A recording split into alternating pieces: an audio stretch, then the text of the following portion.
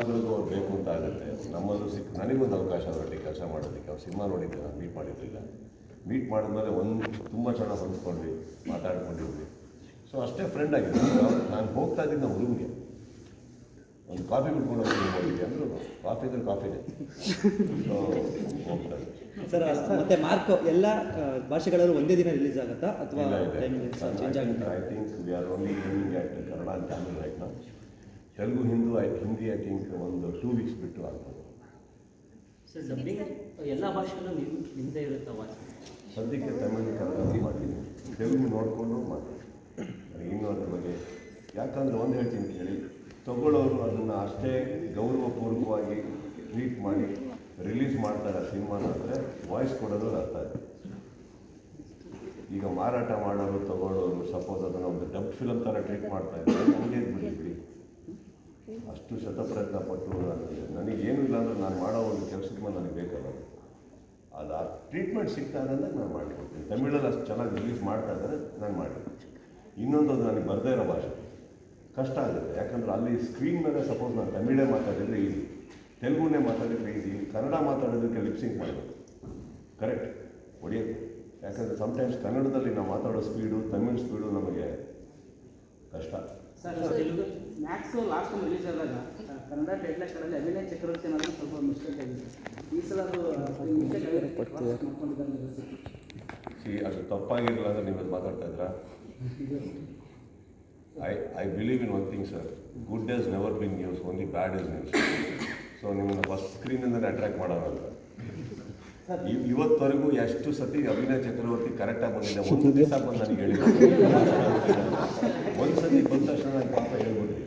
Okay sir, ಈಗ ಪ್ರಮೋಷನಲ್ಲಿ ಇರೋದ್ರಿಂದ ನಾನು ಇದರಿಂದಾನೇ ಒಂದು ಶುರು ಮಾಡ್ತೀನಿ ಪ್ರಶ್ನೆ.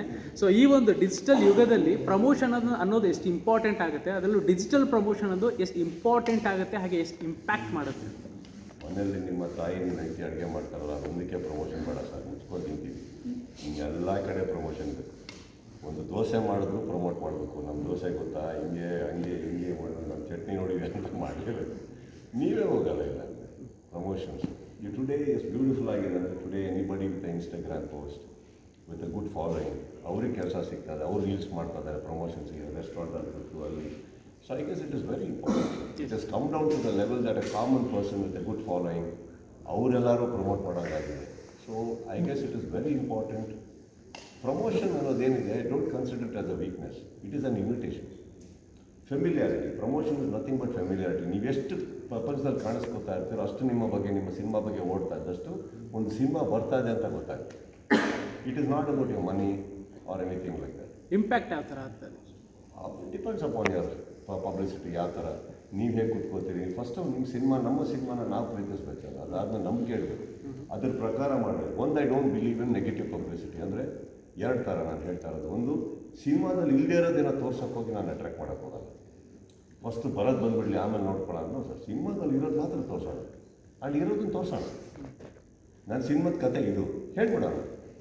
ನಾನು ಏನು ಹೇಳ್ದಲ್ಲ ನೀವು ಏನೇನೋ ಎಕ್ಸ್ಪೆಕ್ಟೇಷನ್ ಇಟ್ಕೊಂಬರೋದು, ಡಿಸಪಾಯಿಂಟ್ ಆಗೋದು ಏನಕ್ಕೆ ಬೇಕು ಹೇಳಿ. ಈಗ ಅಂತ ತೆಗೆದಾಗಲೇ ನಮ್ಮ ಕತೆ ಹೇಳ್ಬಿಟ್ಟಿದ್ವಿ. ಇಬ್ಬರು ಹುಡುಗಿ ಇವನು ಅವನ್ನ ಸಾಯಿಸ್ತಾನೆ, ಅವ್ನು ನೋಡಾಗಿ ನನಗೆ ರಿವೆಂಜ್ ತೊಗೊಂತಾನೆ. ಬಟ್ ಹೇಗೆ ತೆಗೆದಿದ್ದೀವಿ ಬಂದು ನೋಡಿ ಅಂತ. ಮಾರ್ಕಲ್ಲಿ ಒಂದು ಅಂಶ ಅಂತ ಹೇಳಿಬಿಟ್ರಿ ನಿಮ್ಮ ಕತೆಗಳು. You can to come and see what we do with it. Sir ಏನಕ್ಕೆ ಕೇಳಿದೆ ಅಂತಂದರೆ, ಇಲ್ಲಿ ಇರುವಂಥ ಒಂದಷ್ಟು ಜನಗಳ ಪ್ರಶ್ನೆ ಏನು ಅಂತಂದರೆ, ಈಗ ಪ್ರಮೋಷನ್ ಅಂತ ಬಂದಾಗ ಸೊ ಒಂದು ಇಂಪಾರ್ಟೆನ್ಸ್ ಅನ್ನೋದು ಏನಿದೆ ಡಿಜಿಟಲಿಗೆ ಸ್ವಲ್ಪ ಒಂಚೂರು ಕಮ್ಮಿ ಇದೆ ಅಂತ ಒಂದಷ್ಟು ಜನರ ಪ್ರಶ್ನೆ. ಇಲ್ಲ sir, otherwise how to sitting. Sometimes you should understand, ನಾವು ಬಿಗರ್ ಸ್ಕ್ರೀನಲ್ಲಿ ಇರ್ತೀವಿ.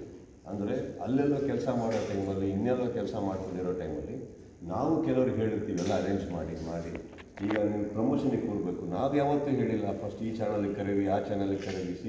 ನಿಮ್ಮಲ್ಲಿ ಏನಿದೆ ನಮ್ಗೆ ಗೊತ್ತಿಲ್ಲ. I don't think any actor should be involved in that also. But it is a team which prepares. ಕೆಲವು ಟೈಮ್ ಅವ್ರು ನಮಗೊಂದು ಹೇಳಿರ್ಬೋದು, ನಿಮಗೊಂದು ಹೇಳಿರ್ಬೋದು, ಎಲ್ಲ ಕರೆಕ್ಟ್ ಆಗಿರ್ಬೋದು, ಸಮ್ಟೈಮ್ಸ್ ಬ್ಯಾಲೆನ್ಸ್ ಮಾಡಿರ್ಬೋದು. ಡಿಜಿಟಲಿ ಆ ಥರ ನೆಗ್ಲೆಕ್ಟ್ ಮಾಡೋರೇ ಆಗಿದ್ದರೆ ನಿಮ್ಮಿಂದ ನಾನು ಗೊತ್ತೇ ಇರ್ತೇನೆ. ಆ ಥರ ಆರೋಗ್ಯನ್ಸ್ ನನಗಿಲ್ಲ. ಐ ಗೆಸ್ ಟಿ ವಿ ಆಗಿರಲಿ, ಮೊಬೈಲ್ ಆಗಿರಲಿ, ಯಾವುದೇ ಆಗಿರಲಿ, I am somebody will respect everything. And when ever given an opportunity ನಾನು ಮುಂದೆ ಬರ್ತೀನಿ. ಏನಿಲ್ಲ ಅನ್ನೋ ವಿಷಯ ನಾನು ಬರೋದಕ್ಕೆ ಇಷ್ಟಪಡೋದು. ಸುಮ್ಮನೆ ಮಾತಾಡೋದು, ಸುಮ್ಮನೆ ಮೀಟ್ ಮಾಡ್ತಾರೆ. ಒಂದು ಮರಿಬೇಡಿ, ಪ್ರತಿ ಶುಕ್ರವಾರ belongs to somebody. And I am not somebody to disturb that. ನನಗಿದೆಯಾ ನಾನು ಬರ್ತೀನಿ. ನೀನು ನಾನು ಟ್ವಿಟರೇ ನೋಡಿರ್ತೀನಿ, ಎಲ್ಲ ಸ್ಟಾಪ್ ಮಾಡಿದ್ದೀನಿ. ನಾನು ಪಿಕ್ಚರ್ ಅಂತ ಬಂದಾಗ ಮಾಡ್ತೀನಿ, ಯಾರಿಗಾರು ಸಪೋರ್ಟ್ ಮಾಡಬೇಕಾ ಮಾಡ್ತೀನಿ, ವಿಶಸ್ ಮಾಡೋದು ನಿಲ್ಲಿಸಿದ್ದೀನಿ, ಎಲ್ಲ ನಿಲ್ಲಿಸಿದ್ದೀನಿ ನಾನು. Not because of anything. ಪ್ರತಿ ಸಲ ನೀವೇನಾದ್ರು ಮಾಡೋಕ್ಕೆ ಹೋದಾಗಲೂ ಅದಕ್ಕೊಂದು ಕೌಂಟರು, ಅದಕ್ಕೊಂದಿದು ಏನಾಗಿದೆ ಪಾಪ ನನ್ನಿಂದ ತುಂಬ ಜನಕ್ಕೆ ನಿದ್ದೆ ಆಗ್ತಾಯಿಲ್ಲ. ಅಂದರೆ ನಾನು ಏನೋ ಟ್ವೀಟ್ ಮಾಡಿದ್ರೆ ಅದನ್ನು ಹಾಳು ಮಾಡೋಕ್ಕೆ ಅಂತ ಇರ್ತಾರಲ್ಲ ಇಷ್ಟು ಜನ, ಅವ್ರಿಗೆ ನೆಮ್ಮದಿಯಲ್ಲಿ ಮಲಗಲಿ ಅನ್ನೋದಕ್ಕೋಸ್ಕರ ಟ್ವೀಟ್ ಮಾಡ್ತಾಯಿಲ್ಲ, ನಿಮ್ಮ ಮುಂದೆ ಬರ್ತಾಯಿಲ್ಲ. ಅಟ್ಲೀಸ್ಟ್ ನಮಗಂತೂ ನಿದ್ದೆ ಇಲ್ಲ, ಅವ್ರು ಮಲಗಿಬಿಡಿ. ಸರ್ ಆಮೇಲೆ ಡಿಸೆಂಬರ್ 25 ಅಂತ ಬಂದಾಗ ಈಗ ಲಾಸ್ಟ್ ಇಯರಿಂದ ಬರ್ತಾ ಇದೆ ಅಲ್ಲ ಸರ್, ಲಾಸ್ಟ್ ಮೂರು ಕ್ವಶನ್ ಲಾಸ್ಟ್. ಶೂಟಿಂಗ್ ನಡೀತಾ ಇತ್ತು ಸರ್. ಶೂಟಿಂಗ್ ನಡೀಬೇಕಾದ್ರೆ ಆ್ಯಕ್ಚುಲಿ ಸುಸ್ತಾಗಿ ಹೋಗಿದ್ದೆ ನಾನು. ಸಿಗರೇಟ್ಸ್ ಅದಲ್ಲ, ನಾನು ಸಿಗರೇಟ್ ಬಿಟ್ಟಿದ್ದೀನಿ. ಆ್ಯಕ್ಚುಲಿ ಅವತ್ತು ಮಳೆ, ಚಳಿ ಎಲ್ಲ ಆಗಿದೆ. ಒಂದು ಲಾಸ್ಟ್ ಶಾಟ್ ಅಲ್ಲಿ ಕುತ್ಕೊಂಡು ನಾನು ಏನೋ ನೋಡ್ತಾ ಇರ್ತೇನೆ, ಅದು ಹೇಳೋಕೆ ಅದೇನೋ ಅಲ್ಲ, ಚಿಮ್ನಿ ಹತ್ರ ನೋಡ್ತಾ ಇರ್ತೇನೆ. ಕೆಳಗಡೆ ನಮ್ಮ ಪ್ರತಾಪ ಕ್ಯಾರೆಕ್ಟರ್ ಇಟ್ಟಿರ್ತಾರೆ, ಅವರು ಅಲ್ಲಿದ್ದರು. ಆ್ಯಂಗಲ್ ಕೊಡೋಕ್ಕೋಸ್ಕರ ಅಲ್ಲೇ ನಿಂತಿದ್ರು. ಫ್ರೇಮಲ್ಲಿ ಇನ್ನೊಂದು ಫ್ರೇಮಲ್ಲಿ ಅವರಿದ್ದಾರೆ. ಇಬ್ಬರದ್ದು ಕಾಂಬಿನೇಷನ್ ಒಂದು ಶಾಟ್ ಇದೆ, ಒಂದು ಸೋಲೋ ಶಾಟ್ ಇದೆ. ಸುಮ್ಮನೆ ಹಿಂಗೆ ನೋಡ್ತಾ ಇದ್ದೆ ನಾನು ಉಸಿರು ಕೂಡ ನೋಡ್ಬಿಟ್ಟು ಜೆನ್ಯೂನಾಗಿ ಕೇಳಿದ್ರು, ಸರ್ ಆರ್ ಯು ಓಕೆ ಅಂದರು. ನಾನು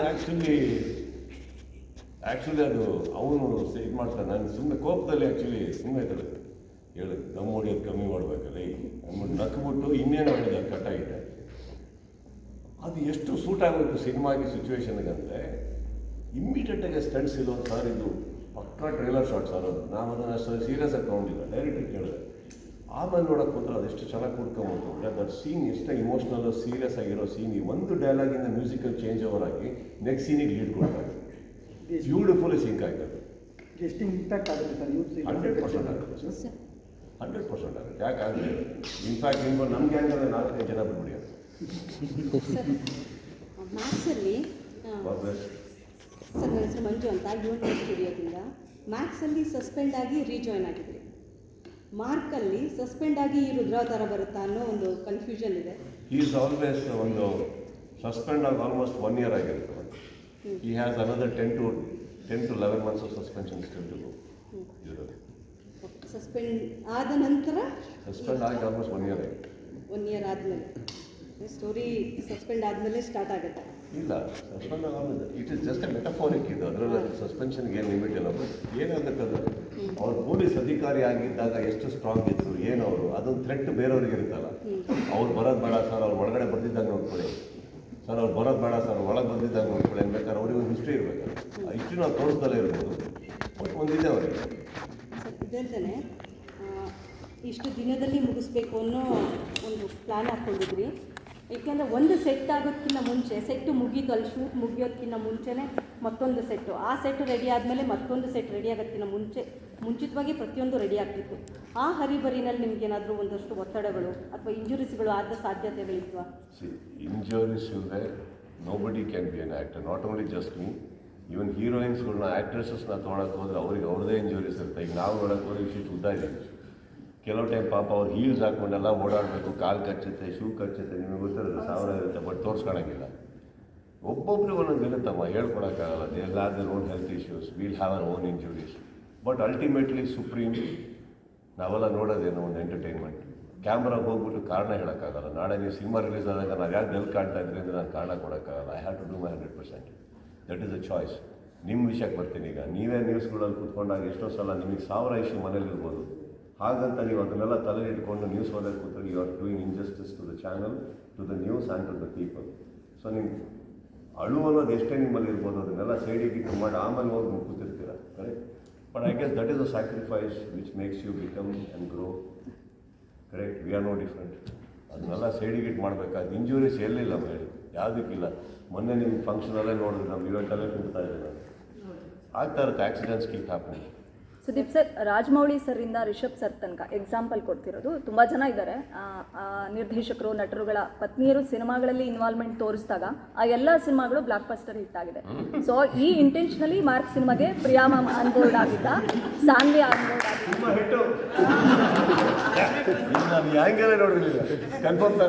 ಹಾಂ, ಹೌದು. ಸೊ ನಿಮ್ಮ ಮಾರ್ಕ್ ಲ್ಯಾಂಡ್ ಮಾರ್ಕ್ ಆಗೋದಕ್ಕೆ ಸಾನ್ವಿ ಮತ್ತು ಪ್ರಿಯಾ ಮ್ಯಾಮ್ ಕಾಂಟ್ರಿಬ್ಯೂಷನ್ ತುಂಬ ಇರುತ್ತೆ ಅನ್ನೋದು ನನ್ನ ಏನು ಹೇಳ್ತೀರಿ sir? She wanted get A distribution. ಅವ್ರ ಸ್ವಂತ ದುಡ್ಡಲ್ಲಿ ಬರ್ತಾ ಇದ್ದಾರೆ. ಅವ್ರಿಗೆ ಅವ್ರದ್ದೇ ಆದಂಥ ಬಿಸ್ನೆಸ್ ಇದೆ, ಇನ್ವೆಸ್ಟ್ಮೆಂಟ್ಸ್ ಇದೆ. ಒಂದು ಖುಷಿ ಅಂತ ಓಪನ್ ಆಗಿ ಹೇಳಬೇಕು ಅಂದರೆ ಅವ್ರು ಎಲ್ಲೋ ನನ್ನ ದುಡ್ಡನ್ನು ತಂದು ಡಿಸ್ಟ್ರಿಬ್ಯೂಷನ್ ಮಾಡಿ ಆ ಥರ ಪರ್ಸನ್ ಅಲ್ಲ ಅವರು. ಅವರು ಬ್ಯಾಂಕಲ್ಲಿ ಕೆಲಸ ಮಾಡ್ತಾ ಇದ್ದವರು, ಇಲ್ಲಿಗೆ ಬಂದವರು, ಇನ್ವೆಸ್ಟ್ಮೆಂಟ್ಸ್ ಇದೆ ಅವರಿಗೆ, ಚೆನ್ನಾಗಿ ಮಾಡಿದ್ದಾರೆ. ಇನಿಷಿಯಲ್ ಡೇಸಲ್ಲಿ ನನಗೇನೋ ಒಂದು ಸಪೋರ್ಟ್ ಇರ್ಬೋದು, but I think she's grown on own. And ಅವ್ರು ವಿತರಕರ್ತರಾಗಿ ಅವ್ರದ್ದೇ ದುಡ್ಡಲ್ಲಿ ಬರ್ತಾ ಇರೋದು ಕೇಳಿ ಅವರು ಕಾಂಬಿನೇಷನ್ ಒಟ್ಟಿಗೆ. She wants to learn distribution, which is good.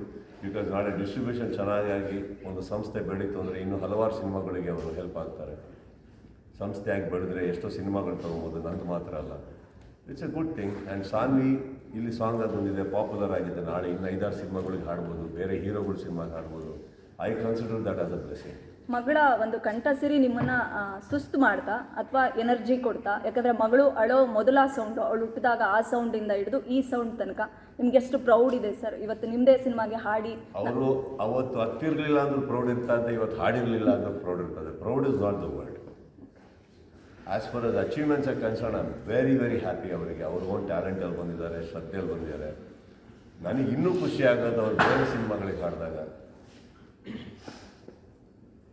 Hi Kiran, sound ಮಾಡಿದೆ ಬರ್ಬೇಕಾ? ಬಾಗ್ಬೇಕು.